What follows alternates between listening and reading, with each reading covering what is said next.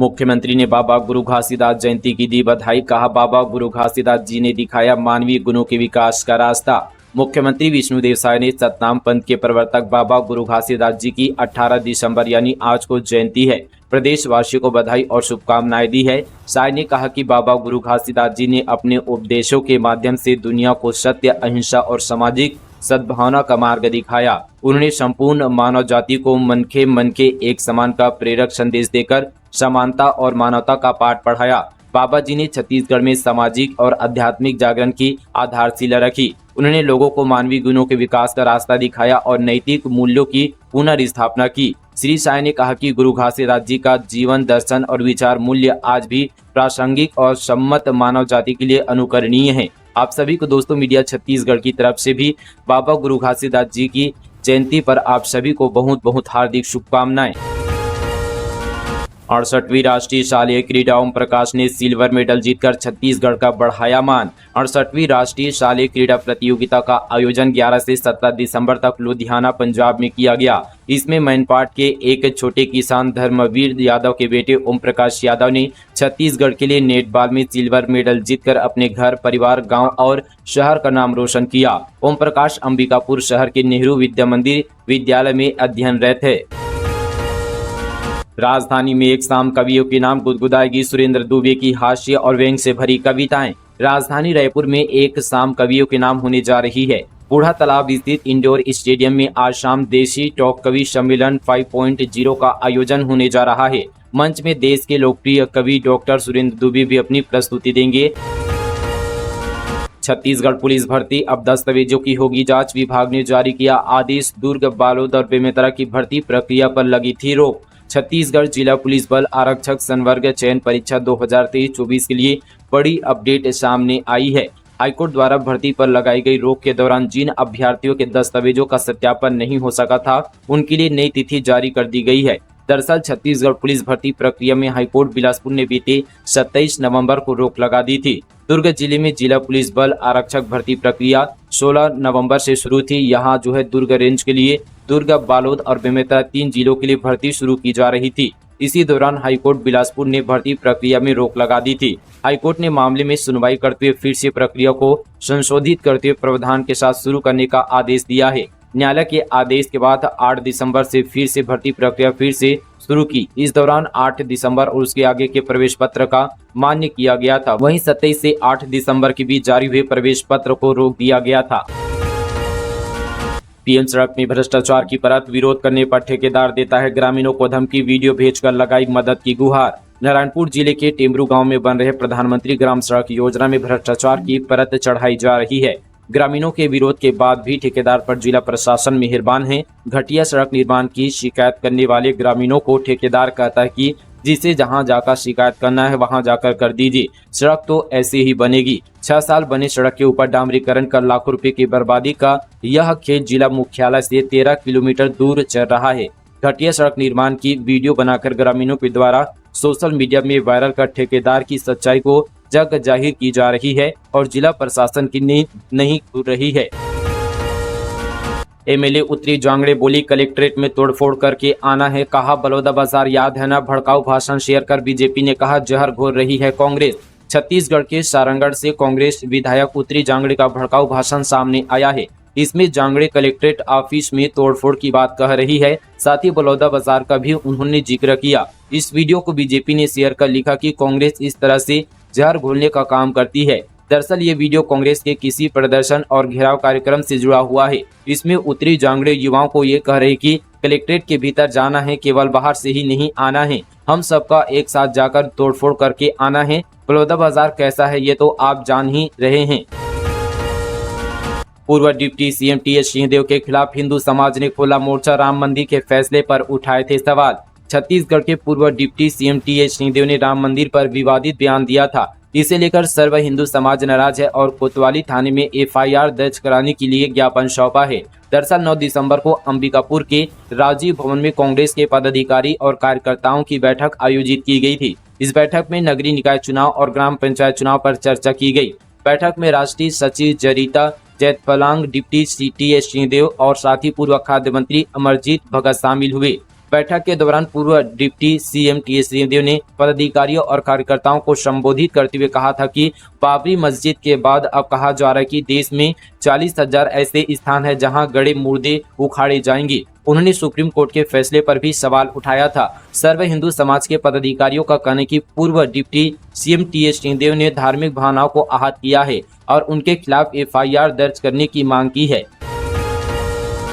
लखमा बोले, मैं क्या पाकिस्तान में रहता हूं। सदन में भिड़े भूपेश और अरुण साव, बिना टेंडर पुल निर्माण पर जमकर हुआ हंगामा। विधानसभा के शीतकालीन सत्र के यहाँ पर 17 दिसंबर को दूसरा दिन रहा। सदन में रायपुर के बूढ़ा तालाब प्रोजेक्ट और सुकमा में बिना टेंडर पुल बनाए जाने पर जमकर हंगामा हुआ। वहीं बस्तर के निर्माण के मामले पर पूर्व सीएम भूपेश बघेल और लोक निर्माण विभाग के मंत्री अरुण साव भिड़ गए। भ्रष्टाचार के आरोप में जमकर नारेबाजी हुई। बवाल के बीच प्रश्नकाल समाप्त हुआ। वहीं पुल निर्माण को लेकर कवासी लखमा ने सुकमा का जिक्र किया तो अजय चंद्राकर ने कमेंट करते हुए पूछा कि दादाजी सुकमा कब आए थे। इस पर कवासी लखमा ने कहा कि तो क्या मैं पाकिस्तान में रहता हूं। इस पर वन मंत्री केदार कश्यप ने कहा कि आपके बड़े नेताओं के विचार तो पाकिस्तानियों जैसे ही हैं।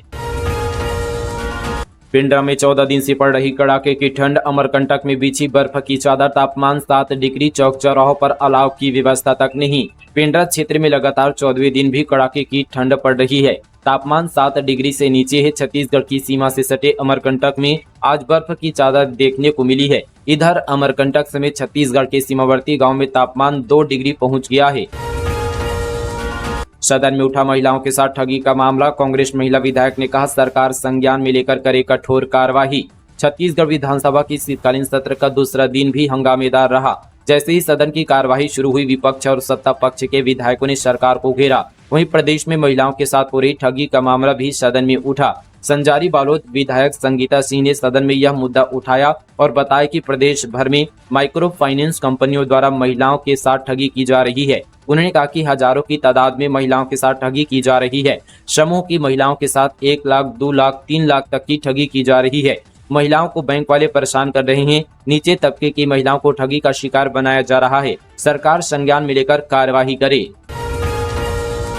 कोरबा कुशमुंडा खदान में कोयले के ढेर में लगी आग, 1 सप्ताह से बुझाने की कोशिश जारी। विशेषज्ञों की टीम बुलाई गई। छत्तीसगढ़ के कोरबा में साउथ ईस्ट कोल लिमिटेड कुशमुंडा खदान में पिछले 1 सप्ताह से कोयले के ढेर में आग लगी हुई है। आग बुझाने के लिए कई यहाँ पर टैंकर पानी खपाया जा चुका है। आग बुझाने के दौरान धुएं का गुब्बारा भी उड़ता नजर आ रहा है। वहीं यहाँ पर सेकल के अधिकारियों ने बताया कि आग को बुझाने के लिए विशेषज्ञों की टीम लगाई गई है, लेकिन आग को पूरी तरह से बुझाने में समय लग सकता है। उन्होंने बताया कि आग के कारण कोयले की गुणवत्ता प्रभावित हो सकती है, लेकिन इसका असर खदान के उत्पादन पर नहीं पड़ेगा। छत्तीसगढ़ की यात्री मात्र 999 रुपये में कर सकेंगे हवाई सफर। पहले आओ पहले पाओ के आधार पर होगी बुकिंग। नई विमान सेवा 19 दिसंबर से शुरू। मुख्यमंत्री विष्णुदेव साय की पहल पर छत्तीसगढ़ में केंद्र सरकार की रीजनल कनेक्टिविटी योजना के तहत हवाई सेवाओं का तेजी से विस्तार हो रहा है। रीजनल कनेक्टिविटी योजना के तहत शुरू हो रही नई उड़ान सेवाओं का उद्देश्य हवाई यात्रा को न केवल किफायती बनाना है, बल्कि क्षेत्र में यात्रियों के लिए पसंदीदा विकल्प भी बनाना है। इन उड़ानों के शुरू होने से व्यापारिक यात्रियों, पर्यटकों और स्थानीय समुदायों को लाभ होगा, समय की बचत होगी और आर्थिक विकास के नए द्वार खुलेंगे। इसी कड़ी में रायपुर, अंबिकापुर और बिलासपुर को एयर कनेक्टिविटी से जोड़ने के लिए बड़ा कदम उठाया गया है। इन तीनों शहरों को जोड़ने के लिए नई उड़ान सेवा का संचालन 19 दिसंबर 2024 से शुरू होने जा रहा है। इस नई उड़ान सेवा का शुरुआती किराया मात्र 999 रुपये रखा गया है। इस संबंध पर अधिक जानकारी के लिए बुकिंग के लिए www.flybing.in पर जा सकते हैं।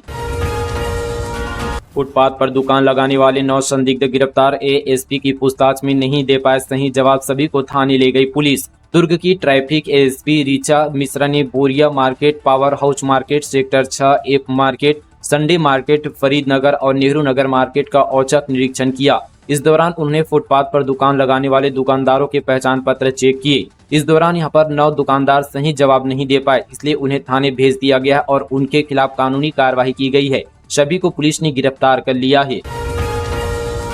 बेटी की शादी है, बाबू ने रिश्वत में मांगा बकरा और 50,000 रुपये, एसीबी ने धर दबोचा। एंटी करप्शन ब्यूरो की टीम ने महासमुंद में छापामार कार्रवाई करते हुए तहसील कार्यालय में पदस्थ रिश्वतखोर बाबू माइकल पीटर को पकड़ा है। आरोपित बाबू ने निलंबित कोटवार से बहाली करने के लिए 50,000 रुपये और एक बकरा भी मांगा था। एसीबी ने शिकायत की जांच कर कार्रवाई करते हुए बाबू को 25,000 रुपये की रिश्वत लेते रंगे हाथ तहसील कार्यालय से गिरफ्तार किया है। शायद सरकार के खिलाफ आरोप पत्र तैयार करेगी कांग्रेस। निकाय चुनाव के लिए कमेटी तैयार कर रही मुद्दे। रायपुर में 19 दिसंबर को आरक्षक प्रक्रिया। छत्तीसगढ़ में सरकार के खिलाफ कांग्रेस आरोप पत्र तैयार करेगी। निकाय चुनाव के लिए ये मुद्दे तैयार किए जा रहे हैं। इसके लिए कांग्रेस ने होमवर्क भी शुरू कर दिया है। दरअसल यहां पर कांग्रेस मुख्यालय में निकाय चुनाव के लिए बनाई गई 9 सदस्यीय कमेटी की पहली बैठक हुई। इधर रायपुर जिले में नगरीय निकायों में आरक्षण की प्रक्रिया की तारीख तय हो गई है। 19 दिसंबर को रायपुर नगर निगम के अलावा 5 नगर पालिका और 5 नगर पंचायत के वार्ड के लिए आरक्षण तय होगा। यह प्रक्रिया सुबह 11 बजे से शहीद स्मारक भवन में होगी।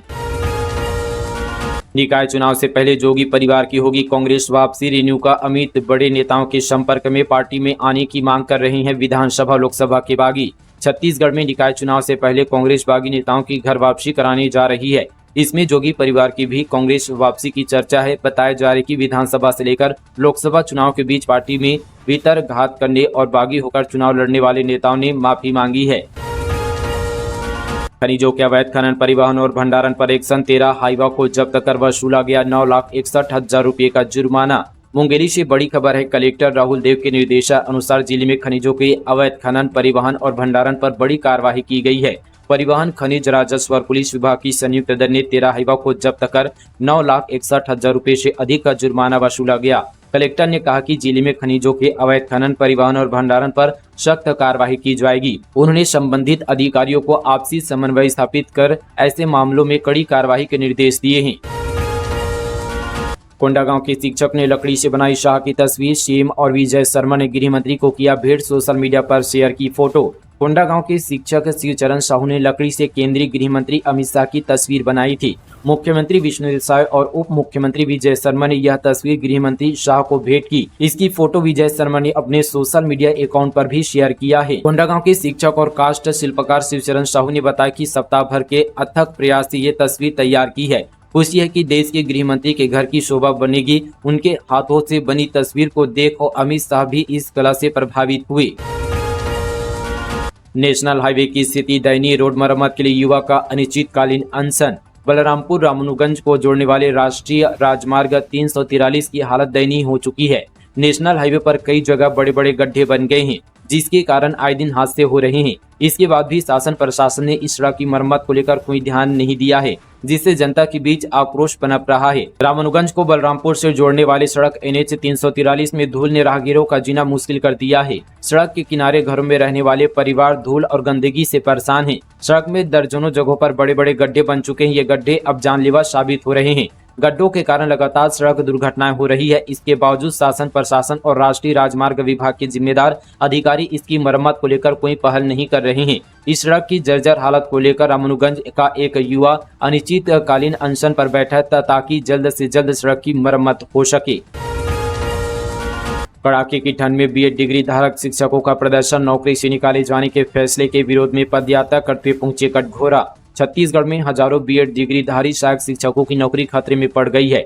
दरअसल शासन स्तर से उन्हें काम से निकाले जाने का अल्टीमेट जारी कर दिया गया है। इस अल्टीमेट के बाद नौकरी और समायोजन की मांग को लेकर हजारों की संख्या में शिक्षक अंबिकापुर से रायपुर तक पदयात्रा निकाल रहे हैं। अब पहाड़ तक पहुंच सकेगी दवाई। Blood sample. रायगढ़ के गांव में मरीजों का हो सकेगा इलाज। 50 किलोमीटर दायरा और 1 किलो तक उठा सकेगा वजन। छत्तीसगढ़ के रायगढ़ में कई गांव ऐसे हैं जहां पहाड़ों और घने जंगलों के बीच बसे हैं। कई बार उन गांव में मरीजों को तत्काल स्वास्थ्य सुविधा नहीं उपलब्ध हो पाती। ऐसे में स्वास्थ्य विभाग की ओर से ड्रोन डिलीवरी नेटवर्क शुरू किया गया है। ड्रोन की मदद से अब पहाड़ों में रहने वाले विशेष जनजातियों और ग्रामीणों को आसानी से दवाइयां उपलब्ध हो सकेगी।